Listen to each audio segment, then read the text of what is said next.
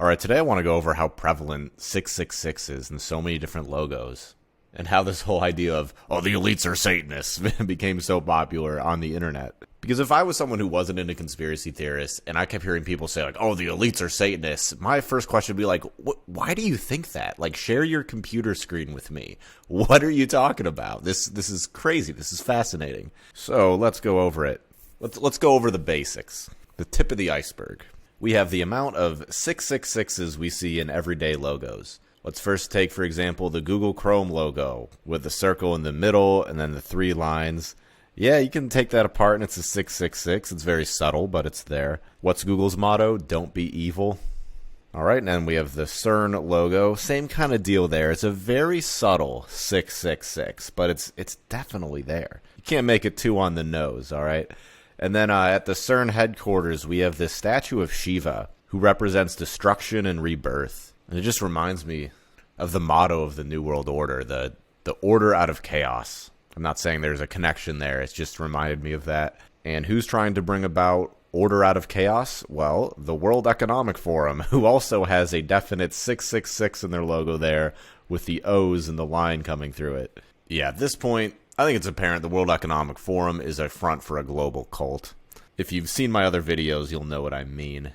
Harari says it's inevitable that we'll all be connected to AI.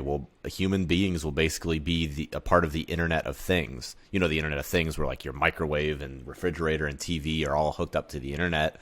Same thing with people. Klaus Schwab talks about we're going to have a microchip in our brain where we're able to measure the emotional frequency of the people around us. We will be notified whether or not the person standing in front of us is happy or sad. And they speak of these things, again, as if it's inevitable and it can't be stopped. To them, being human is just being another computer on the elite's internet. It's like they all want us to be the robots from Westworld. All right, another 666 I can never unsee is the Walt Disney logo. I'm not saying don't ever let your kids watch Walt Disney. Just be aware that there's only 6 corporations that own pretty much all of media, and one of them is Walt Disney. And then there's just the numerous Freemasonic symbols that we see in these app logos. And you can look this up yourself online. The Gmail logo looks like the Masonic Royal Rich Apron. Facebook's looks just like Masonic Tubal Cane. Apple Store, looks like the Freemasonic symbol. Google Chrome, we went over that. Google Play looks a lot like the sigil from the Seal of Satan. And then Google GPS has the blue eye, which is a very popular occult symbol.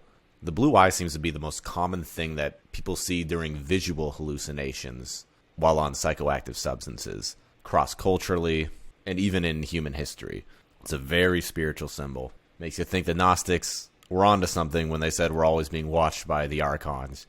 And again, when researching Gnosticism and Prison Planet, if you feel scared while learning this info, then the real problem is how you handle your information. Information is never positive or negative. It's how you react to it that makes it positive or negative.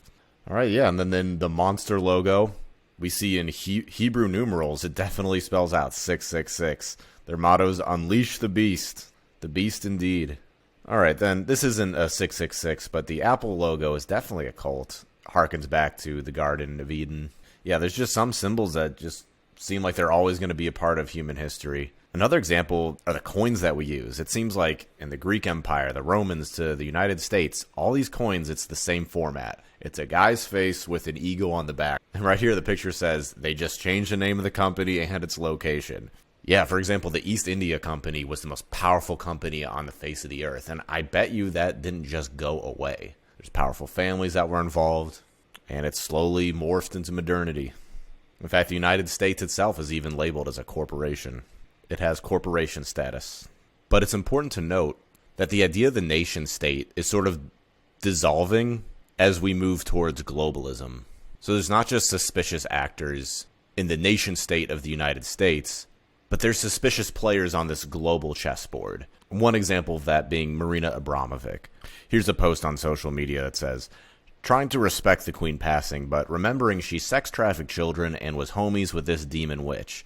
Now, I don't know if Queen Elizabeth sex-trafficked children. I'm not saying that. In fact, she probably didn't, because high-profile individuals, they don't get their hands dirty themselves. They're involved in a network of other people who do the dirty work for them. I think Queen Elizabeth associated with a lot of pedophiles. Take, for example, Jimmy Savile, Lord Mountbatten, and I believe she turned a blind eye to it, and I think that's closer to the reality of the situation than her being a pedophile or a sex trafficker herself. I think she was just complicit in it. So this post says, the world's most inspiring artist philanthropist, Marina Abramovic, is the VIP guest for Her Majesty Queen Elizabeth's funeral. Marina was the main mediator trying to reconcile Prince Harry and Meghan Markle with the rest of the royal family during these hard days. What's interesting is the parallel between that and Jimmy Savile was the mediator between Princess Diana and Prince Charles during their rough patch. And Jimmy Savile is literally the most evil man I've ever researched in my life. He is literally more evil than Jeffrey Epstein, and that says a lot. He is the most prolific child predator that has existed in modernity. I really believe that. So it's like, what is with the couples of the royal family using the sickest members of our society as their couples counselors? Marina Abramovic was found in the WikiLeaks emails talking to John Podesta about doing spirit cooking at his house.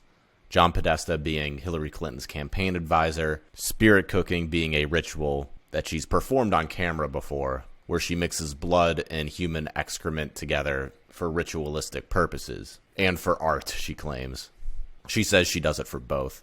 So yeah, hopefully I'm starting to paint a picture here for the average person, so they understand why connections exist between Satanism and societal elites, and I have so much more. So many more examples. Let's get into it. Before we do that, we're going to do a quick litmus test to see if you are propagandized yourself. What I'm going to do is ask you what gives you more of a emotional reaction. A mean tweet from Donald Trump, or the fact that Ghislaine Maxwell was found guilty for sex trafficking children and a judge refused to release the list of who she sold them to. What makes you more mad? An angry tweet from Donald Trump, or the fact that a judge in our court system is purposely defending billionaires who have sex with trafficked children? And it's all true. It's all objectively true from the mainstream media, and no one bats an eye. Like, what gets you more? If you are more angry at Donald Trump's angry tweet, then congrats, you have successfully been brainwashed by the media. It's just gotten to the point where I can't stay silent anymore. When I look where people place their priorities when it comes to their emotional reaction to politics and what they deem important. Anyway, moving on. So yeah, Klaus Schwab of the World Economic Forum is related to the Rothschilds here. And I'm about to go into the Rothschilds' appreciation of the satanic aesthetic here. So I'm bringing this up to show you that the Rothschilds are in fact still relevant when the leader of the Global Economic Forum is directly related to the Rothschilds. All right, here's a picture of Jacob Rothschild and Marina Abramovic in front of a portrait of Lucifer. Luke Rudowski says this painting is called Summoning Satan. Actually, it's a painting by Sir Thomas Lawrence, and it's titled Satan Summoning His Legions. Not to be a know-it-all. The painting is from the late 1700s. And yeah, it's kind of a cool painting, but again, I'm just driving home my point. The elite's connection with Satanism, and why that's a topic in our cultural zeitgeist. Let's also move on to Philippine Day Rothschild, proudly showing off her Baphomet necklace, and another one there with devil horns on it. And then we go to the famous Rothschild party from the late 70s here, where they were all wearing a bunch of pagan masks. Super creepy stuff out of a horror movie. Oh, yeah, here's a good tweet from Brian James. He says, "We're witnessing the systematic destruction of the West in preparation for a one-world government.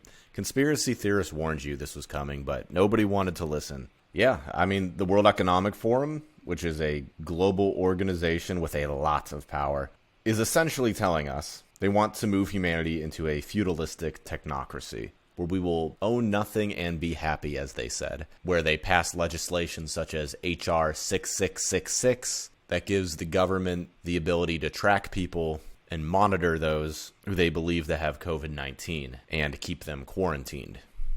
I mean, they already track all our movements. And the World Economic Forum keeps talking about a social credit system where you got to be a good boy online or else you can't buy food.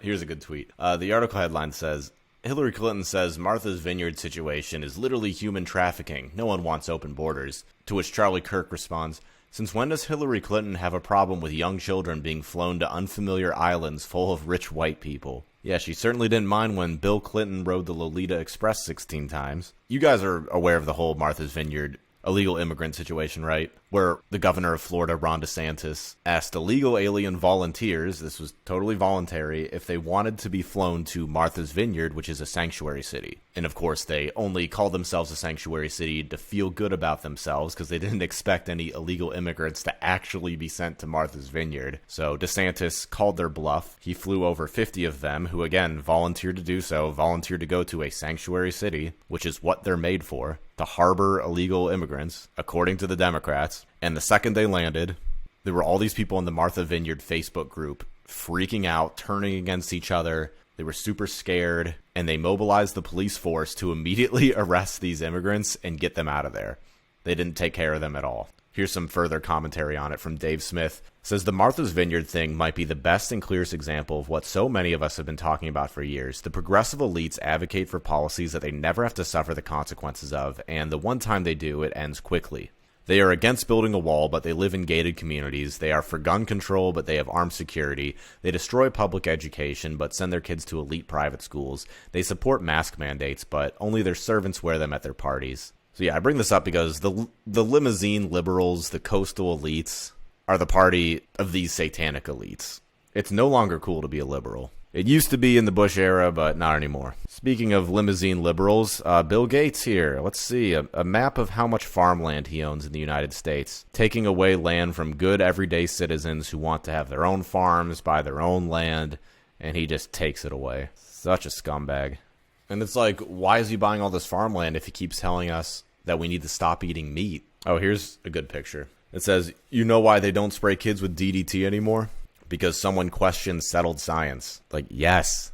When it comes to chemicals and pharmaceuticals, nothing is dogmatic. This is our health. This is why freedom of speech is so important when it comes to pharmaceuticals and chemicals. We need to consistently have open dialogue to ensure that we keep future generations safe from the experimental chemicals that we're using in the modern era, because it requires time to make sure that these things are safe and effective. Accurate testing is not done overnight. So yeah, that's about all I got to say in this video. There is so much more info I need to tell you guys. So I'll be making more really important videos soon, and take care until next time.